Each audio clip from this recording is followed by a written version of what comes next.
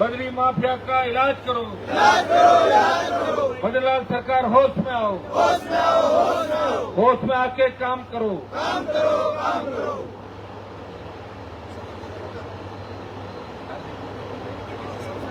सबसे पहले तो शहीद स्मारक पर लगातार जो हमारा आंदोलन चल रहा है, ऐसा ही भर्ती रद्द करने, आरपीएससी बंद करने और पेपर लीक की तमाम घटनाओं पर रोक लगाने और माफियाओं की गिरफ्तारी और रीट लेवल फर्स्ट की सीबीआई जांच की मांग को लेकर और 24 अप्रैल से जो हमने शुरुआत करी, आगाज किया और 26 तारीख से रेगुलर यहाँ बैठ रहे हैं। 77 दिन हो गए इस आंदोलन को और ये शहीद स्मारक का तो रिकॉर्ड टूट ही गया। अफगानिस्तान से बड़ा धरना चला और एक शासक और पूरी राजनीतिक पार्टी, राष्ट्रीय लोकतांत्रिक पार्टी, इन नौजवानों के साथ, बेरोजगारों के साथ, एसआई भर्ती अभ्यर्थी, 18-21 आरएस के अभ्यर्थी और तमाम जवानों की पीड़ा को लेकर वो लगातार आपके बीच पूरी पार्टी बैठी है, उसका सांसद बैठा है, आपका बड़ा भाई नौजवानों को न्याय देने की लड़ाई लड़ रहा है। इस दरमियान आप जेल भरो आंदोलन चलाया, 1 लाख से ज्यादा नौजवानों ने रैली निकाली मानसरोवर जयपुर के अंदर और वो आक्रोश जो आपने जताया उसकी गूंज दिल्ली तक सुनाई दी। और जो हैशटैग आपने अभी चलाया, बदलाव हटाओ राजस्थान बचाओ और पर्ची ले डूबेगी राजस्थान, उसमें 5,60,000 के लगभग ट्वीट आपने किए। सरकार डर गई और शेडो बैन करवाया ट्विटर से के इनको हटाओ, इसको पूरा बंद कर दो। फिर आपने 2.5 लाख दूसरे दिन किए। सरकार कंपटीशन में आना चाहती थी, अपने सारे मंत्री विधायकों को ट्वीट कराए कि भजनलाल जी राजस्थान आपके साथ है, भजनलाल जी के साथ राजस्थान पर्ची सरकार को उन्होंने क्या बताया, ले उभरी राजस्थान पर्ची, लेकिन आपने उभरने नहीं दिया, वही रख दिया और ये पूरे देश के अंदर इसकी गूंज रही। और भजनलाल जी की जिस दिन से ये मामला चला उसके बाद आप देखिए चेहरे से रौनक गायब हो गई। कभी तो पखवाड़ा जुलाई से जून की ओर ले जा रहा है, जून से जुलाई तो होता है, लेकिन वो कह रहे हैं जुलाई से जून की तरफ। ट्विटर ये ट्विटर का जगह टीचर भी कह सकते हैं और इसको भला भजनलाल जी कोई भरोसा नहीं। और जो लोग उनको चला रहे हैं वो कैसे लोग होंगे हमें तो पता इस बात का नहीं लग रहा कि सरकार को चला कौन सकता है। भाई इस सरकार को कौन चलाए? जितने भी भारतीय जनता पार्टी के बड़े नेता है वो दूर जाके खड़े होकर वो मजाक देख रहे हैं, वो तो इस कईयों के मन में लड्डू फूट रहे होंगे, इनको फटाफट हटाएं। और उनको आपकी चिंता नहीं है बीजेपी के नेताओं, जिन नेताओं ने बात करी बीजेपी के नेताओं ने कैसा ही भर्ती रद्द कराएंगे, आरपीएससी का पुनर्गठन, एक भी नेता आपके पक्ष में बोला तो बता दो मुझे। जिन बीजेपी के सांसदों ने उस वक्त का जब मोदी किसान बिल लेके आया तो बड़े बड़े किसान नेता जो ये कह रहे थे कि तीनों कृषि बिल बहुत जरूरी है और किसानों की आय दुगुनी होगी और किसान का भला होगा, सुनने में भी आएगा, कहां गए वो नेता? वापिस पूछा करो उस समय आप कहां थे? और अब किसान की बड़ी बड़ी बातें करो, हम किसानों को ये कर देंगे वो कर देंगे। हमने तो आपका वो चेहरा भी देखा था, तब आपने किसानों को आतंकी कहा था, तब आपने दिल्ली बॉर्डर पर किसानों को किस तरह रोका। 700 से ज्यादा किसानों ने शादी की। उस वक्त भी राष्ट्रीय लोकतांत्रिक पार्टी जो मोदी की पार्टी के साथ एनडीए के अंदर हिस्सा थी, उसने सत्ता को ठोकर मार के देश के किसानों के सम्मान की लड़ाई लड़ी। जब सेना को ठेके पे दिया तभी नागौर का सांसद आपका भाई हनुमान बेनीवाल जी जब पार्टी बनाते वक्त दिया, आपको वचन दिया था जब भी आपको जरूरत पड़ेगी तो मैं सत्ता छोड़ के सड़कों पर आ जाऊंगा। और अग्निवीर की लड़ाई भी सब ज्यादा इस वक्त नहीं लड़ी। जोधपुर में 2 लाख जवानों की rally, all party meeting, Lok Sabha, शायद दर्जनों बार इस मामले को उठाया कि सेना के सम्मान को ठेस नहीं लगने देंगे और प्रयास यही किया कि बेरोजगार जितने भी हमारे छोटे भाई, नौजवान, किसान और जब पहलवान बेटियां देश की संकट के अंदर आई तो उन पहलवान बेटियों को न्याय दिलाने सबसे पहले जंतर मंतर पर बाहुबली के खिलाफ कोई गया तो नागौर का सांसद उन पहलवान बेटियों को न्याय दिलाने गया, उनको न्याय दिलाया। हर वक्त 24 घंटे जो व्यक्ति तैयार है, जो ये देखता है कि जिनकी कोई नहीं छूट। जब प्रदेश के अंदर बंजारा समाज का कोई विधायक नहीं रहता था, कोई बहुत बड़ी वोटों की संख्या नहीं नागौर में, लेकिन जब बंजारों के घर उजाड़े तब 15-20 दिन तक लंबा आंदोलन किया। मेरे दोनों विधायकों पर केस लगे, सुप्रीम कोर्ट के अंदर केस चल रहा है। भाइयों, उस वक्त भी हनुमान बेनीवाल इस राजस्थान के मान और सम्मान की लड़ाई लड़ रहा, वोट के लिए नहीं, उन बंजारा समाज को न्याय दिलाने के लिए। कि पुनर्वास की व्यवस्था के बिना आपने कैसे कराटा किया। हाँ, हाईकोर्ट ये कहता होगा कि चारा गया, ओरण, अंगूर, उसके अंदर हाईकोर्ट कहता है वो नहीं बचना चाहिए, लेकिन हाईकोर्ट साथ साथ सुप्रीम कोर्ट ये भी कहता है कि पहले पुनर्वास की व्यवस्था करें और उसके बाद उसका अगर अवैध अतिक्रमण तो ये गुंडागर्दी जो राजस्थान में चली, इसके खिलाफ अगर मोर्चा खोला और ये आदेश कराया सरकार से कि किसी भी व्यक्ति का घर अगर गोचर में बचा हुआ है आप तब तक नहीं हटा सकते जब तक दूसरी व्यवस्था नहीं कर दो, और या वो व्यक्ति गोचर की जितनी जमीन है उतनी जमीन अपनी तरफ से दे दे तो उसको बचाया जाए।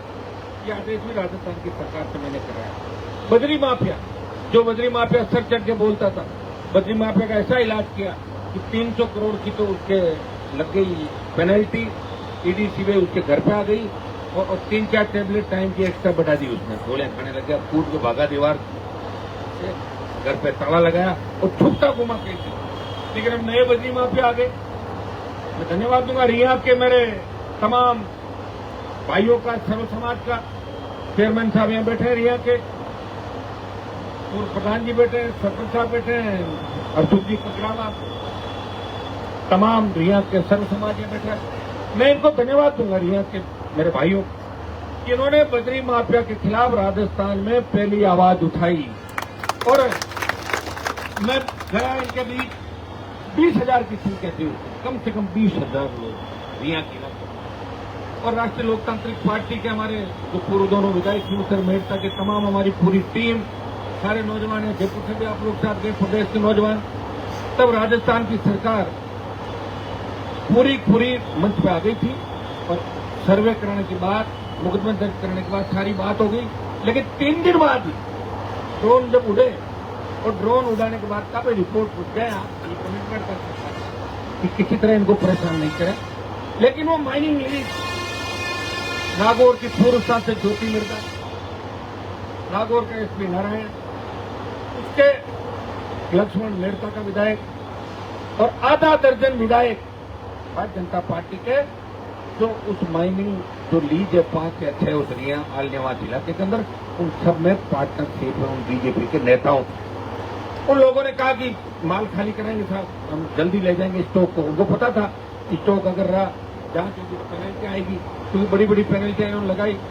जो आरएलपी के बेचारे जो लोग सही रेवेन्यू दे रहे हैं सरकार को, तो ओरिजिनल माइन उनके अलॉट हुई है, उन पर भी 100 करोड़ की पेनल्टी लगा दी। 5 करोड़ की माइन और 100 करोड़ की पेनल्टी, 8 करोड़ की माइन और 150 करोड़ की पेनल्टी। आप हनुमान जी के साथ थे तो लगा दो बैठे बैठे यहाँ। ओरिजिनल जो व्यक्ति लड़ाई लड़ रहा है बेचारा, वो भी दुख पा रहा है। तो सिर्फ ऐसा राजतंत्र हमने कभी नहीं देखा। गहलोत वसुंधरा के समय भी संघर्ष किया था, लेकिन चुन के जिस तरह हमारे ट्वीटर करने वाले बच्चों को कि आपने भजन लाल जी हटाने का ट्वीट कैसे किया, कम से कम प्रदेश से 200-300 बच्चों को खाने वाले ले जाते हैं और वापस उनको डराते हैं, धमकाते हैं। मैं राजस्थान की सरकार को चेतावनी देता हूं कि आर पार की लड़ाई नहीं लड़े। आर पार की लड़ाई में भजन लाल जी आपका नुकसान हो जाएगा, आप हट जाओगे, दूसरा कोई आ जाएगा। ये थकने वाले नहीं है, ये किसान के बेटे हैं, इन्होंने थकाया सरकार। ये मेरी राजस्थान की सरकार को चेतावनी है कि बिना मतलब अगर किसी भी कार्यकर्ता एक किसान को राजस्थान में तंग किया तो ये सारे आपके घर के बाहर आके बैठ जाएंगे भजन लाल जी। फिर न तो रेवेन्यू ऑर्डर आपसे सुधरेगा, कितने परेशान हो जाओगे। छोटा सा नारा लगता है, पटाखा चलता है, इतने में तो परेशान हो जाता। पूरा सीएम ऑफिस, सीएम कार्यालय, पूरा सिस्टम। आप आरएलपी से पंगा मत लो, किसानों से पंगा मत लो, जवानों से पंगा मत लो। और हम हक की लड़ाई लड़ रहे हैं और हम वो लड़ाई लड़ रहे हैं। भारतीय जनता पार्टी के चुनाव उसके अंदर था कि हम अगर आए तो 500 थानेदारों को बाहर निकालें, हम आए तो भर्ती रद्द करेंगे, हम आए तो आरपीएस का पुनर्गठन करेंगे। आपने तो अमित शाह मोदी से भी एक ला दिया यहाँ लाके। ये इतना बड़ा पाप हुआ साहब गहलोत सरकार में और पाप को धोना है। और मोदी जी लंबे लंबे भाषण 1-1 घंटा ठोक के गए यहाँ पे, पाताल से ढूंढ लूंगा। कहाँ है पाताल? पाताल में जाने की जरूरत नहीं, पाताल में जाता नहीं आदमी। भाइयों, ये जो स्थितियां बनी इस प्रदेश के अंदर, इसके लिए कांग्रेस पार्टी, बीजेपी दोनों जिम्मेदार है। क्योंकि कांग्रेस के नेताओं ने भजनलाल के पैर पकड़ लिए जाके। और भजनलाल जी ने कहा कि कांग्रेस के लोग मेरे दरवाजे पे रात को आते हैं अंधेरे में मिलने के लिए। काग नहीं कहा। और भजनलाल जी बात कह देते हैं, इसीलिए भजनलाल जी से सब लोग नाराज हैं। ये तो अच्छा रहा मैंने बात नहीं करी, नहीं तो मेरा भी कहता था हनुमान इतने बजे आया था और फोन करके गया, इसलिए मैं नहीं जाता। समझ गए आप लोग? जाते तो बता देंगे खुद ही। बाकी मुख्यमंत्री से मिलने के लिए आदमी जा सकता है, लेकिन मैं नहीं जा रहा हूं। 2 महीने से ज्यादा 80 दिन यहाँ पे हो गए। मुख्यमंत्री की संवेदनाएं कहाँ गई? कहाँ गई सरकार की संवेदनाएं? कहाँ गई भारतीय जनता पार्टी के नेताओं, विधायकों, मंत्रियों की संवेदनाएं, जिनको जिताने के लिए यहाँ के बच्चों ने रात ही रेड कर दिया था? कहाँ गई कांग्रेस के नेताओं की संवेदनाएं, जो संविधान बचाओ के नाम पे तो घूम रहे हैं? कहीं 30 की भीड़ करें, 32 की, कहीं 2500 की, 4 लाख की रैली होती है, वहां कांग्रेस पार्टी एक बयान नहीं करती। कांग्रेस ने ये तय कर लिया कि बीजेपी हमारी दुश्मन नहीं है, और बीजेपी ने तय कर लिया कांग्रेस हमारी दुश्मन नहीं है, हम दोनों की दुश्मन राष्ट्रीय लोकतांत्रिक पार्टी राजस्थान के अंदर, और आरएलपी को रोकेंगे। भाइयों, आरएलपी अब आपसे रुकने वाली नहीं है। आरएलपी ने पिछली बार कांग्रेस का सुपड़ा साफ किया, अब के बाद भारतीय जनता पार्टी को 11 सीट पर आया, वो तो 4-5 जगह में और नहीं गया, तो 4-5 और कम हो जाते, 15-16 जगह ये इंडिया अलायंस जीतता। दुर्भाग्य कि लोगों की कपड़ी और करने के अंदर कितना आज अशोक गहलोत कह रहे शासन चुनाव होने चाहिए। गहलोत साहब, आपके समय तो पूरे बच्चे सड़कों पर बैठे, मैं खुद था, और आपके मंत्री राजेंद्र यादव में कमिश्नर ने बात करना है, हमारे बेटे यूनिवर्सिटी के सारे स्टूडेंट लेकर आज जिन्होंने बड़ा प्रदर्शन किया। जब आप विपक्ष में रहते हो तो आप चुटकुले सुनाते हो, ट्वीट करते हो, जब आप सत्ता पक्ष में थे तब आपकी मत्ती मारी गई। तो चुनाव की घोषणा किसे मना किया? सुंदरानी ऐसी बंद कराए थे, लेकिन चलो देर आए दुरुस्त आए। आपने बात कही कि शासन चुनाव होने चाहिए, हम तो पहले से ही कह रहे। मैं तो विधानसभा में हर कोई उठा लेता था मेरे बात, मैं तो लोकसभा में उठाया मामला, तो वहां बोले साहब एक स्टेट का मुद्दा है। मैंने कहा मैं उसी स्टेट से आता हूँ, उठाऊंगा, मैं तो बिहार से थोड़ी आ रहा हूँ, राजस्थान से आ रहा हूँ। तो भाइयों, शासन चुनाव को लेकर बच्चे आंदोलन करें, हमारा पूरा सहयोग इन बच्चों के साथ है। राजस्थान में शासन चुनाव होने चाहिए और हम लोग साथ हैं आपके, और निश्चित रूप से आप लड़ोगे, नारा लगा रहे हैं, लड़ेंगे तो जीतेंगे। और ये कहते तुम अंग्रेजों से लेके सामंतों का जो राज था, अंग्रेजों का राज था, मुगलों का राज था, जो राज आए, लड़ते रहे हमारे लोग, लड़ते रहे और आगे बढ़ते रहे। तकलीफों के दौर से हम गुजरे, और क्या परिस्थिति राजस्थान की, कोई पार्टी नहीं बोल रही है। क्या कांग्रेस बीजेपी वाले ये कह रहे हैं टोल माफ कर दें? क्यों नहीं कर रहे भाई? कर दो टोल माफ। 100 रुपए तो ले रहे हो डीजल पेट्रोल के, सड़क पर चलने का जो डीसी ऑफिस में रजिस्ट्रेशन कर उसका रोड टैक्स अलग से ले रहे हो, और फिर टोल टैक्स ले रहे हो, 3-3 4-4 लेयर का टैक्स। कोई पार्टी करेगी टोल माफ करेंगे, बोल रही है क्या? कोई नहीं बोल रही है। कोई कह रही है क्या कि कर्जा माफ करेंगे? क्या जरूरी है? लेकिन कर्जा माफ नहीं करेंगे। गन्ना सेठों का 25-30 लाख करोड़ का कर्जा पिछले 18-20 साल में माफ हुआ है, लेकिन देश के प्रदेश के किसान का संपूर्ण कर्जा माफ नहीं हुआ। तो देवीलाल जी ने उस जमाने के अंदर जब 89-90 के अंदर सत्ता में आए, उन्होंने कहा मैं कुछ नहीं जानता। बैंकों के लोग पहुंचे, गवर्नर आरबीआई का वो पहुंचा कि साहब बैंक गिरवी हो जाएगी। बोले मुझे उससे कोई मुद्दे में कौन गिरवी, और तुम जानो आंकड़ों का मायाजाल। 10,000 मूल तक का कर्जा किसान का माफ होना चाहिए। उस वक्त केसीसी कार्ड नहीं बनते थे, 88, 89, 90 के दौर के अंदर किसान क्रेडिट कार्ड 10,000। मेरे गांव के एक परिवार के 6 लोगों के एक ही घर में, एक बाप के 6 बेटे, और उन्होंने 6 ने 10,000 का मूल ले रखा था। कितना हुआ? 60,000 अलग। उनका ब्याज पेंशन लेके 5-6 लाख सारा माफ हो गया। परिवार गरीबी मिट गई, सब अच्छे थे स्कूल में पढ़ने। एक गांव का उदाहरण। तो इस देश के अंदर कितने किसान का भला हुआ? पैसे तो तुम इनोवेशन में खर्च कर देते।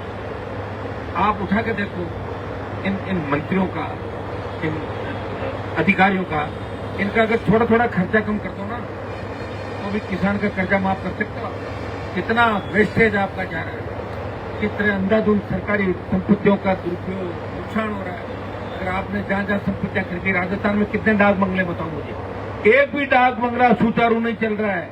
डाक बंगले के अंदर आपके बेडशीट चेंज करने वाला नहीं, टॉयलेट साफ करने वाला आदमी नहीं, डाक बंगले में रुकने का मन ही नहीं करता, लोग रुकते ही नहीं। तो डाक बंगलों की जितनी प्रॉपर्टी है वो सारी फिर आनंद फंड में आप बेच दोगे। कुछ काम करके डाक बंगले, ऐसे बहुत से सरकारी ऑफिस है प्रदेश के अंदर जहाँ आपने ऑफिस खोल दिए, कहीं बाबू नहीं है, कहीं अफसर नहीं है, कहीं कर्मचारी नहीं है। कितने पद खाली राजस्थान के अंदर? एक साथ भरो, आप एक ही साथ भरो और 1 महीने के अंदर भर दो। आप सारी निकालो। हम 5 लाख खाली पद भर रहे हैं संविदा के अंदर। ये जो लोग हैं ये सही है, उनको भर्ती करें गलत तरीके से, जिनको लिया आपने आनंद फान में सिफारिश में, उनको हटा दो। तो सही लोगों को लाओ आप। ये बेरोजगारी की समस्या का ठोस समाधान जब भी हो सकता है जब खाली पद भरोगे और खेती के अंदर जहां जहां हमारे इलाके, जहां नहरी इलाके नहीं है, शेखावटी अंचल, मारवाड़, बाड़मेर, ये इलाकों को हम नहर लेके नर्मदा का पानी, आपका हरियाणा का जो हमारा पानी आएगा, यमुना का शेखावटी अंचल के अंदर, पंजाब अपने हिस्से का पूरा पानी दे। मेरे हिसाब से राजस्थान मजबूत हो सकता है। एक बार राजस्थान के खेतों में प्रत्येक खेत में सिंचाई का पानी पहुंच जाए तो 80% आप बेरोजगारी तो वहीं खत्म हो जाएगी। अगर आदमी का 25 बीघा जमीन है और 2 भाई भी है और उसकी 3 फसलें वो लेता है तो बेरोजगारी खत्म हो जाती है। उसके बाद दूसरा एडमिशन, शिक्षा के क्षेत्र में उद्योग धंधे कहाँ लगा रहे हो आप एक काम कर रहे हो, कभी तो भारतमाला लाते हो, कभी एक्सप्रेस दिल्ली मुंबई, कभी लेते हो जयपुर से थार ताकि किसान की जमीन बचे नहीं, कभी रेलवे लाइन के नाम पे डीएलसी कम है, आप जिस तरह की गुंडागर्दी कर रहे हो, कभी राजस्थान में प्रकाश नहीं। दुर्भाग्य इस बात का है कि कांग्रेस बीजेपी मिले हुए हैं और राजस्थान के लोग अभी भी जागरूक नहीं है, समझ बंद करो तो कांग्रेस मिलने जा रहे हैं। तो आप लोग इस बात को हमें समझना होगा कि राजस्थान को बचाना है। तो कैसे बचाओगे राजस्थान को? वोट की ताकत से। ये लोकतंत्र में आप अंदाज लगाओ, उस समय अगर बाबा साहब भीमराव अंबेडकर की लड़ाई नहीं लड़ते, संविधान सभा की मीटिंग हुई, ये तय हुआ था कि वोट कौन डालेगा। देश आजाद हुआ, पहला जो 1952 का आम चुनाव था उसमें वोट कौन डालेगा। तो कई लोगों ने कहा जो पढ़े लिखे छोटे मोटे अंग्रेजों के नौकर थे, उन्होंने कहा साहब जो पूंजीपति है या जो वेल सेटल्ड है, 10th पास है या ग्रेजुएट है या जिसका बिजनेस है या जो अंग्रेजों के यहाँ काम किया या किसी ने कुछ किया, जिसकी जागीर थी या वो था, सिर्फ वोट वही डाले। तो बाबा साहब ने कहा अगर वो वोट डालेगा तो वापिस देश गुलाम हो जाएगा। वोट प्रत्येक व्यक्ति डालेगा जो हिंदुस्तान का नागरिक है। ये अगर उस समय नहीं होता ना, आप लोग ऐसे ही बैठे रह जाते। और अगर वोट का अधिकार आपके पास नहीं रहता तो मैं भी धरना नहीं देता, मैं साफ बताता हूँ। तो वोट के लिए चल रहा है सर भाई, मैं जगा रहा हूँ, क्या पता प्रयास कर रहा हूँ। 25 साल हो गए थकते ये छात्र चुनाव की जो डिमांड करें बच्चे, ये लड़ना चाहते हैं चुनाव। आम छात्र किसी नहीं सोच रहेगा कि हमें वहाँ फार्म की खिड़की पे खड़ा होकर और कर्मचारी बदतमीजी के बाद आधा घंटा लेट हो जाए यहाँ से। कोई आपको देख रहा है छात्र कमजोर हो गए, इसकी वजह से आम छात्र की पूछ नहीं। लेकिन आम छात्र जब सोचेगा कि हमें इनके साथ सड़कों पर निकलना, लड़ना इनको है लेकिन फायदा आपका करें, तब जाके छात्र चुनाव। आम किसान जवान किसी ने सोच रहेगा कि हमें हमारी सरकार बनानी है और हमें ऐसी सरकार बनानी है जहाँ भ्रष्टाचार खत्म होगा और हमारे हितों के लिए सरकार फैसले लेगी, उस दिन अपना सारा काम ठीक हो जाएगा। अब तो पहचानो, कम से कम 75 साल हो गए आजादी को, 80 साल हो गए। हरियाणा, पंजाब, दिल्ली, उत्तर प्रदेश क्या क्या दल बन गए। लोग रातों रात दल बनाते हैं, 5-7 सीट ले पड़ते हैं। यहाँ तो 66 साल बाद मैंने पार्टी बनाई और आपने रिवर घेर लगा दिया उल्टा। पहले 3, 1 और 0। अब या तो फिर 0 लगा तो बड़ी उछाल छलांग लगाओ इस बार 28 में पहुंचा दो पार। क्या पहुंचा दोगे क्या?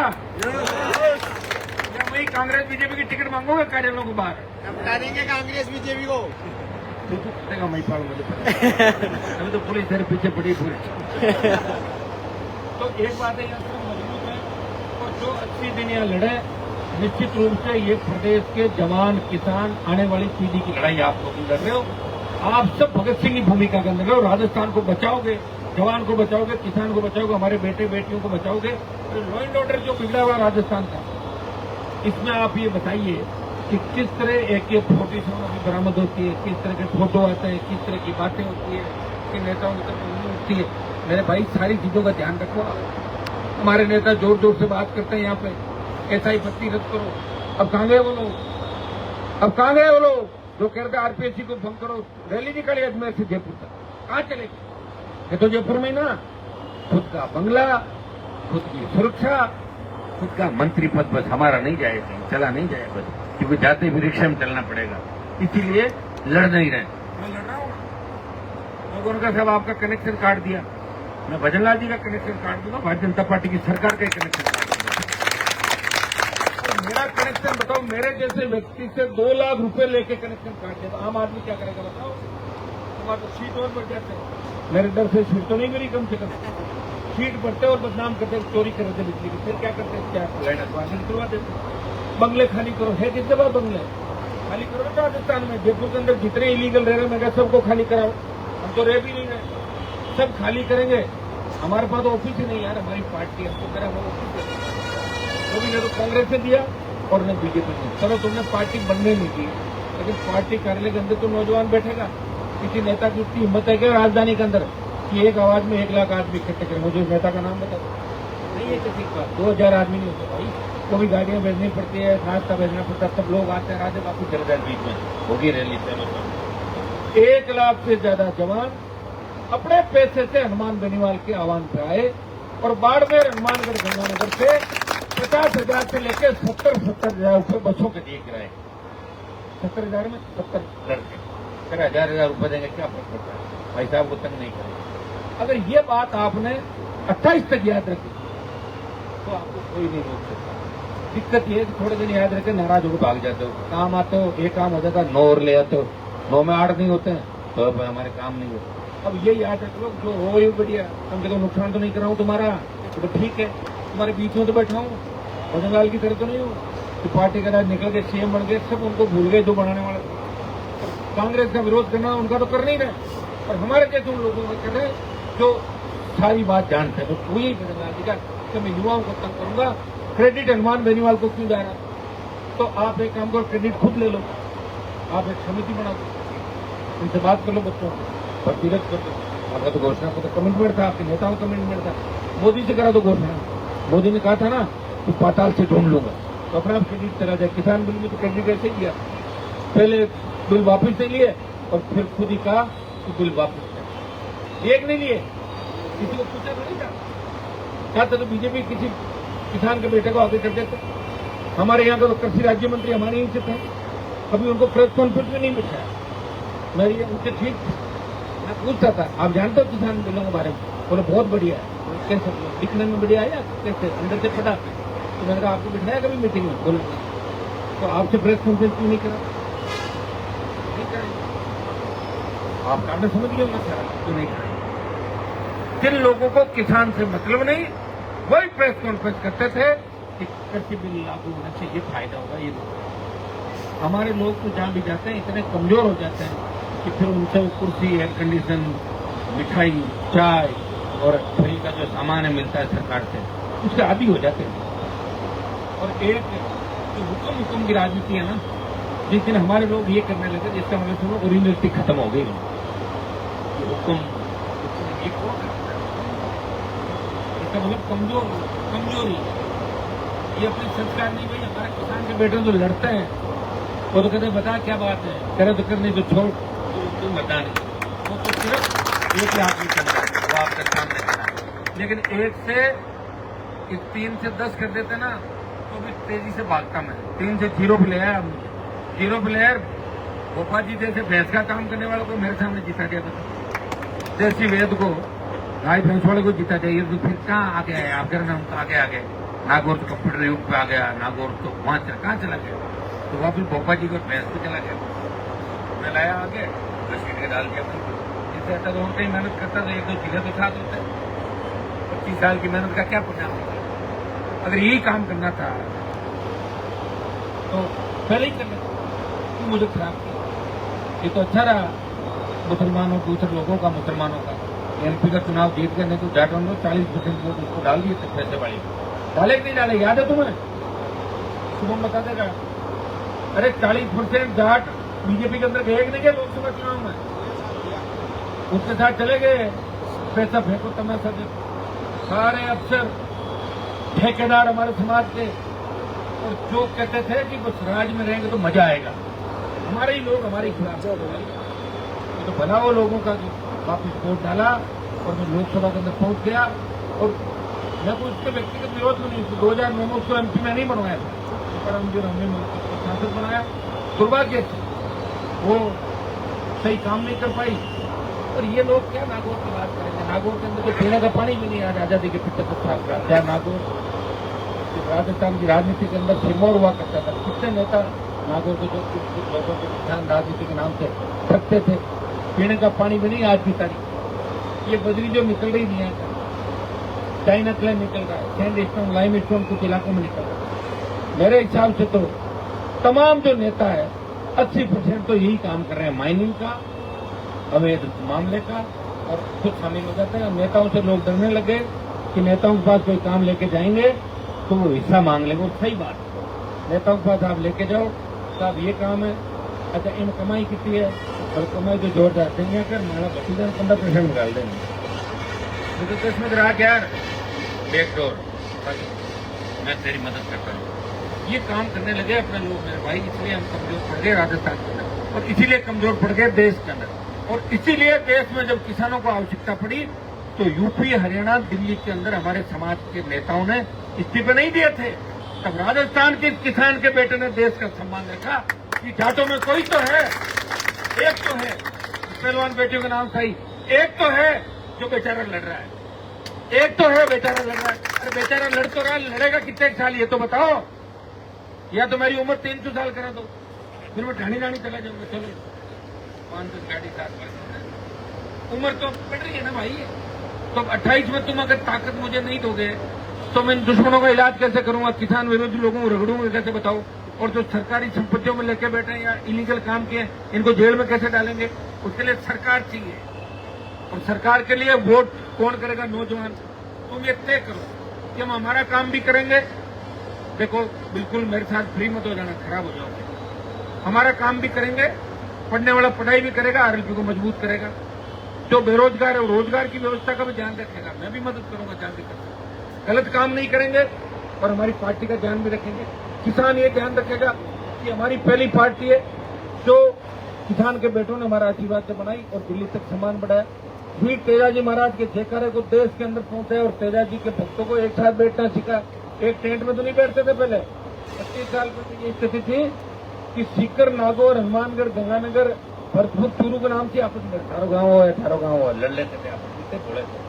अब जाके एक जगह बैठने लगे, ये हमारी जीत है कि तुम एक जगह बैठने लगे और महाराजा सूरजमल और गुरु तेजाजी महाराज के जयकारों के साथ आप आगे बढ़ते जा रहे हो। देश के अंदर चले गए जयकार, ये सोशल मीडिया की बदौलत और आपकी मेहनत की बदौलत। लेकिन भाइयों, सरकार को मैं थका दूंगा, ये मैं आपको आपको गलत ट्रैक से नहीं जाने दूंगा।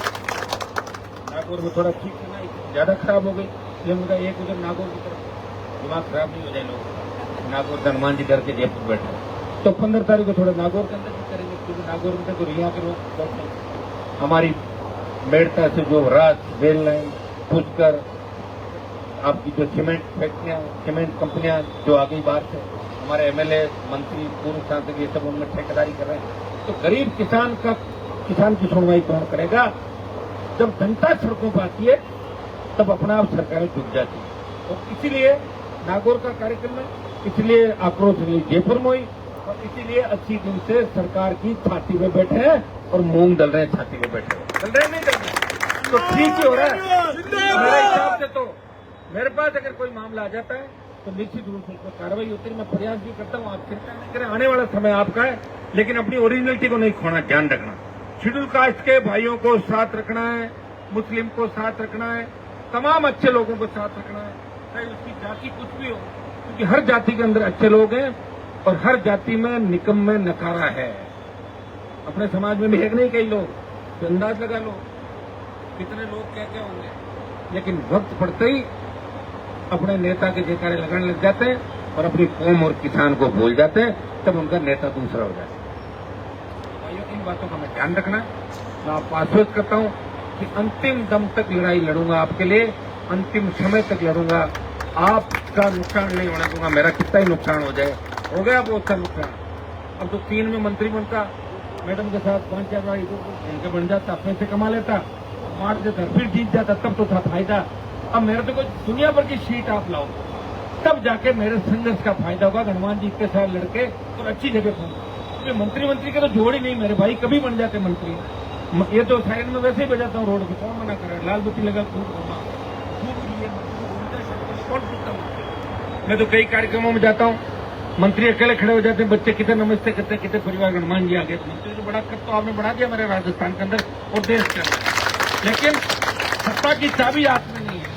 जिस दिन सत्ता की चाबी हाथ में आ जाए उस दिन सब कुछ ठीक हो जाएगा, फिर आपके सपने पूरे हो जाएंगे। और एक आपको संदेश, नशा नहीं करना, नौजवानों को, छोटे जो पीछे अपने उनका ध्यान रखना है।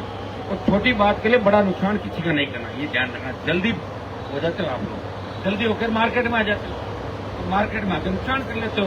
इसलिए कभी आपस में कोई बातचीत भी हो जाए तो किसी का बड़ा नुकसान नहीं करना, समझ में आ गई ना। वो बातें जब पंचायती जो हो जाए या मेरे तक ले आएगा भाई साहब ये मामला अपना 10 मिनट में चल जाएगा। तो ये काम आप सब लोगों को करना है, आगे सबका ध्यान रखना। और राजस्थान फिर निश्चित रूप से इस बार राजस्थान का प्रत्येक समाज चाह रहा है, गुजर समाज चाह रहा है, मीणा समाज चाह रहा है, एससी चाह रही है, मुस्लिम चाह रहा है, मैं कह रहा हूँ राजपूत बनिया ब्राह्मण भी चाह रहा है कि मजबूत व्यक्ति के हाथ में राजस्थान की सत्ता हो, हमारे लोग मैं कह रहा हूँ तो सारे लोग तैयार तो हो जाएगा सारा।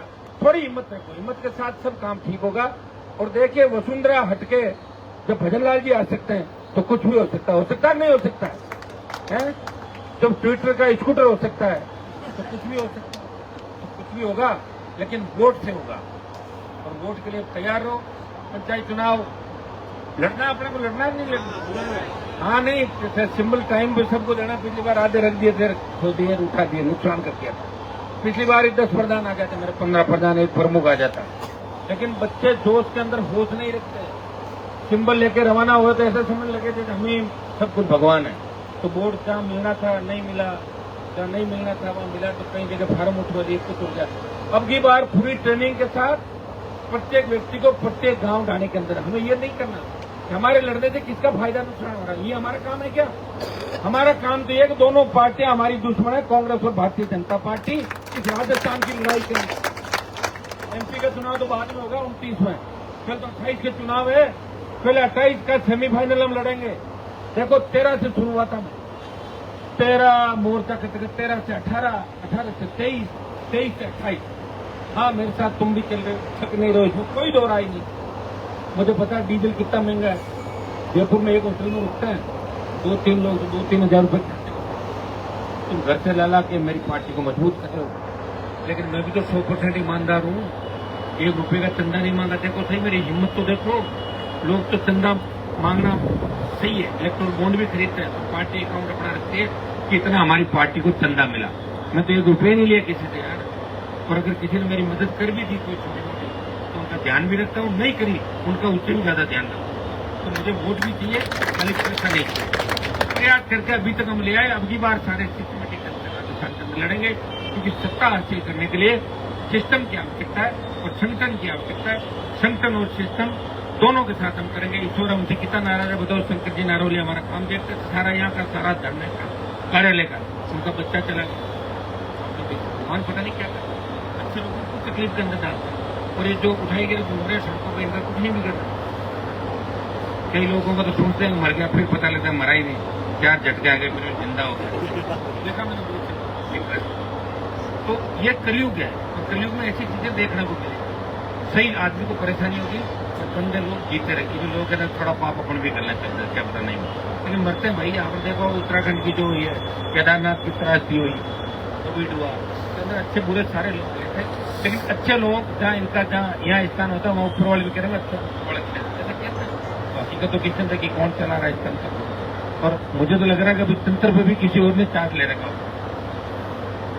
भगवान नींद ले रहे होंगे, सो रहे होंगे, एडिशनल चार्ज को बैठा होगा, फट से बटन 2 से दबा नहीं उठाना उठा लो, और उठाना यमराज के भी अलग भेज रहे होंगे लोग कि तुम जाओ, जिसको लाना उसको सामने वाले को लेना, बोले ये तो सो रहा है या भक्ति करे कोई। ये ऊपर भी सिस्टम मुझे ऐसा ही लगा, इस साइड से दिल्ली और दिल्ली से फिर ऊपर है। और देख लो ऑपरेशन सिंदूर के नाम से जो देश का एक रुतबा था वर्ल्ड के अंदर, वो डाउन हुआ। एक अच्छा रहा आपने विरोध किया, नहीं तो अभी तो सिंदूर भरते थे कई लोगों के जा झंडे लेने के निकल पड़ते घरों पर, तो अकेला टीका फिर बाद में पता लगता। ये कहानियां भी इस प्रदेश में चली, देश में चली, इनको कौन समझाने वाला?